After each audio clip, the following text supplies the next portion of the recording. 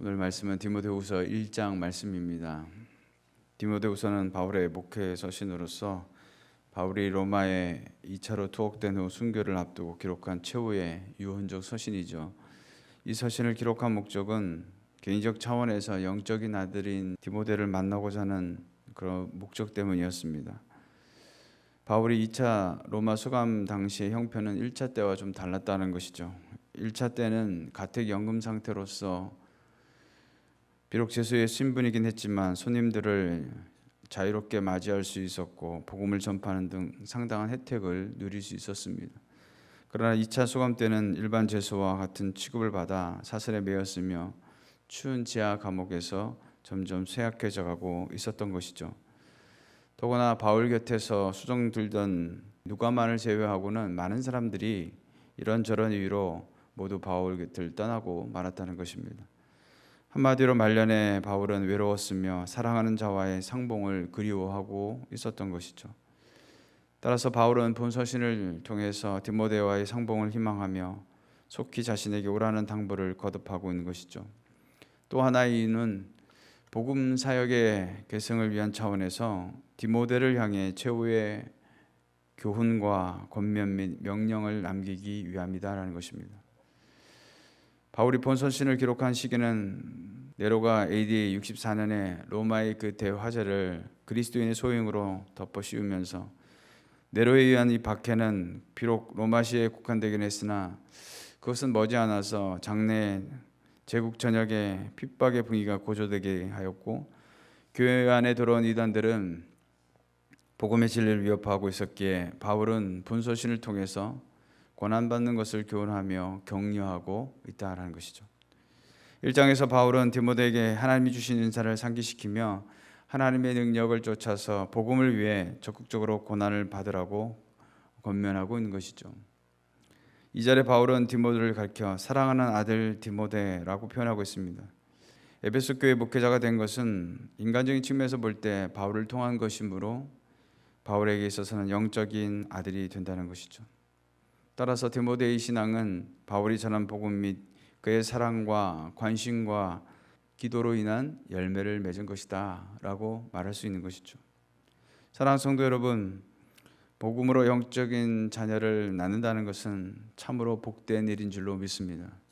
그만큼 해산의 수고와 고통의 견줄 만큼 어려운 일이기 때문에 그렇다는 것이죠. 천하보다 귀한 생명을 영생의 길로 인도하는 것이 귀하고 복되는 것을 알면서도 쉽게 그 일에 동참하지 못하는 것이 우리의 현실인 것입니다. 때로는 여러 상황 때문에 강력한 사단의 방해나 관계의 어려움 등등의 문제들로 인해서 도중에 포기하는 일들이 허다하기 때문에 그렇습니다.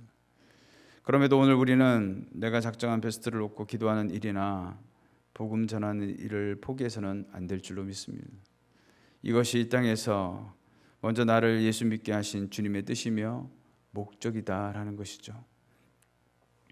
바울은 이렇게 사랑하는 믿음의 아들 디모데에게 8절의 말씀에서 그러므로 너는 내가 우리 주를 증언함과 또는 주를 위하여 갇힌 자 된 나를 부끄러워하지 말고 오직 하나님의 능력을 따라 복음과 함께 고난을 받으라 라고 말씀하고 있습니다. 그러므로 디모데는 어떤 상황에서도 복음과 수감된 바울을 부끄러워하지 않아야 합니다. 왜냐하면 바울이 지금 감옥에 갇힌 것이 도덕적으로 죄를 지어서 투옥된 것이 아니라 하나님의 복음을 전하다가 투옥된 것이기에 디모데는 복음과 바울을 부끄러워할 이유가 없는 것이죠. 바울은 이와 동시에 더 적극적인 당부의 명령을 하고 있습니다. 그것은 바로 하나님의 능력을 쫓아서 복음과 함께 고난을 받으라 라고 말하고 있는 것이죠. 함께 고난을 받으라는 말의 원문의 의미를 보면 학대를 서로 분담하라 라는 의미가 있습니다.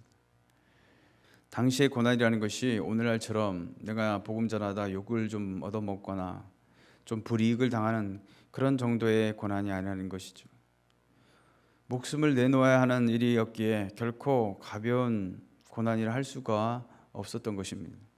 사랑하는 성도 여러분, 바울이 사랑하는 아들 디모데를 향하여 고난을 받으라라는 말이 얼핏 들으면 이해가 안 될 수가 있습니다. 어떻게 사랑하는 사람에게 고난받을 것을 명령할 수가 있겠는가라는 것이죠. 그것도 자칫 생명까지 내놓아야 하는 고난으로 정말 사랑하는 아들이라면 나는 고통받아도 너는 고통받지 말아라 라고 말해야 하는 것이 정상적이지 않겠냐라는 것이죠. 나는 죽어도 너는 꼭 살기를 바란다, 이렇게 말해야 정말 사랑하는 아들에 대한 그런 마음이 아니냐라는 것이죠. 그럼에도 바울은 고난을 받으라고 명령하고 있습니다. 바울은 그리스도인이라면 마땅히 복음과 함께 고난받을 것을 말하고 있는 것입니다. 사도행전 14장 22절 하반절에 보면 또 우리가 하나님의 나라에 들어가려면 많은 환난을 겪어야 할 것이라 그렇게 말씀하고 있습니다. 이 말씀대로라면 복음 때문에 고난받는 고난은 그리스도께로 가는 필수 관문이라 할 수 있는 것이죠. 왜 우리가 이 세상에서 고난을 당해야 하겠습니까? 공중 권세 잡은 사단은 성도가 복음을 믿어 구원받는 것을 시기하여 끊임없이 우리를 방해하고 우리에게 고난을 가하고 있다는 것이죠. 어떻게 보면 예수 믿는 것 때문에 고난이 닥친다는 것은 우리가 주님의 자녀임을 증거하는 것이 되는 것이죠. 때문에 말씀을 지키기 위해서 고난에 참여하는 것은 오히려 영광스러운 일이며 감사한 일이 된다라는 것입니다. 결국 복음을 따라 사는 사람에게 고난을 피할 길이 없는 것입니다. 또한 복음으로 인한 고난 앞에서 우리의 의무를 회피해서도 안 된다는 것이죠. 오늘 저와 여러분은 어떻습니까?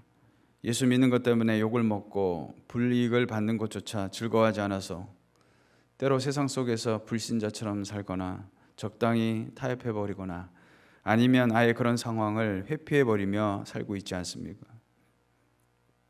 예수님은 십자가에서 고난받으시고 죽으신 것을 우리 너무나도 잘 알고 있습니다. 과연 누구를 위해서 죽으셨냐라는 것이죠. 바로 나의 생명을 위해서, 나를 위해서 주님의 생명을 내어놓으신 것입니다. 그런데 우리는 복음을 위해 시간을 내어놓는 일, 물질을 내어놓는 일조차 아까워하며 심지어 조금의 고난도 받고 싶어하지 않는다라는 것이죠. 사랑하는 성도 여러분, 지금 저와 여러분의 삶에 또 내 몸에 예수의 흔적이 있는가 한번 생각해 보아야 할 것입니다. 복음을 위해 주께서 당하신 고난에 우리는 기꺼이 동참하려고 하고 있는가 생각해 보아야 할 것입니다. 그러므로 우리 자신을 다시 한번 깊이 돌아보고 오늘도 주의 복음을 위해서 예수 그리스도께서 우리에게 베푸르신 그 사랑을 생각하며 기꺼이 우리가 그 고난에 동참하여 우리가 기도로 작정하고 있는 그 영혼을 위해서 담대히 복음을 증거하며 선포할 수 있는 귀한 하루가 되시기를 주님의 이름으로 축원드리겠습니다.